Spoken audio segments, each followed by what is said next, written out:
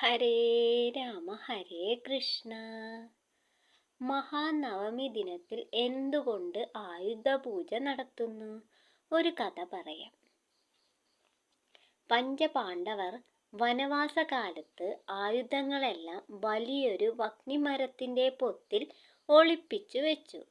12 വർഷം നീണ്ടുനിന്ന വനവാസത്തിൽ പാണ്ഡവരുടെ ദിവ്യായുധങ്ങൾ സംരക്ഷണം നൽകിയത് ഈ വഹ്നിമരമായിരുന്നുവത്രേ. രക്ഷയ്ക്കായി പാണ്ഡവർ നിത്യവും ദുർഗാദേവിയോട് പ്രാർത്ഥിച്ചിരുന്നു.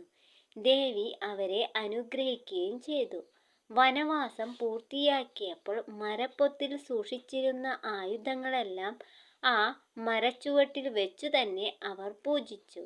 വനദുർഗയായും തിന്മകളെ ഇല്ലാതാക്കി നന്മകൾക്ക് വിജയമേകുന്നവളായും സങ്കൽപ്പിച്ച് 9 ദിവസം ദേവിയെ ആരാധിച്ചു. ദശമി നാളിൽ ആയുധങ്ങൾ തിരിച്ചെടുത്തു.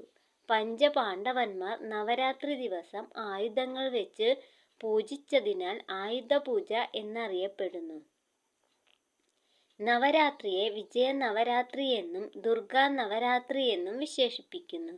ഇതിന്റെ ഭാഗമായിട്ടാണ് ഇന്നും ആയുധപൂജയും നവരാത്രി ആഘോഷങ്ങളും നടക്കുന്നു എന്നാണ് വിശ്വാസം. ഓം നമോ ഭഗവതേ വാസുദേവായ. സർവം കൃഷ്ണാർപ്പണമസ്തു.